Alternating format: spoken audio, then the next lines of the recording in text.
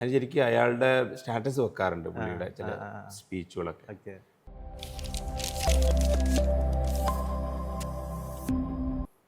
ഈ ബിസിനസ് ഇങ്ങനെയൊക്കെ ചെയ്യുമ്പോഴും നിങ്ങൾ നന്നായിട്ട് പഠിക്കാൻ സമയം കണ്ടെത്തുന്ന ആളാണ്.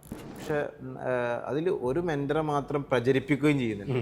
ആളാണ് ഒരു ചെറുപ്പക്കാരനാണ്, റാഷിദ് ഗസാലിനെ കുറിച്ച് ഞാൻ പറയാറ്. അപ്പോൾ അദ്ദേഹത്തിന് ഇങ്ങനെ പഠിക്കുക മാത്രമല്ല, അദ്ദേഹത്തിൻ്റെ ഒരു പ്രചാരകനും കൂടി ആകാൻ മാത്രം അദ്ദേഹത്തിന് ഇത്ര ഇഷ്ടപ്പെട്ടൊരു കോളേജ് ഭയങ്കര ഇഷ്ടമാണ്. കാരണം വെച്ചാൽ ഞങ്ങളൊരു ദിവസം പുള്ളിയുടെ ഒരു പ്രോഗ്രാം വെച്ചിരുന്നു ഫസിലിൽ വെച്ച്. ഓക്കെ.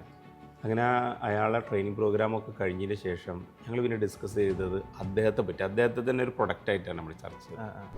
ഭയങ്കര പേഴ്സണാലിറ്റിയാണ്, അതോടൊപ്പം നല്ല ട്രെയിനറാണ്, നല്ലൊരു ബിസിനസ്സുകാരനാണ് അദ്ദേഹം. അദ്ദേഹം നല്ലൊരു വിദ്യാഭ്യാസ പ്രവർത്തകനാണ്. അദ്ദേഹം ഏറ്റെടുത്തൊരു കോളേജിനെ ഏറ്റവും ഗംഭീരമായി വിജയിപ്പിച്ചു.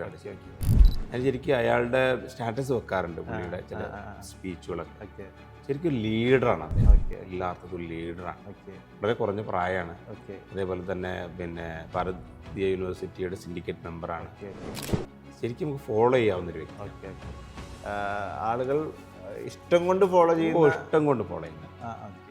അതിൽ ഏത് പ്രായമുള്ള ആളുകളും യുവാക്കൾക്കും പ്രായമുള്ള ആളുകൾക്കും പണ്ഡിതർക്കും പാമരർക്കും ഒക്കെ പറ്റി ഫോളോ ചെയ്യാൻ ഒരു പ്രൊഡക്റ്റാണ്.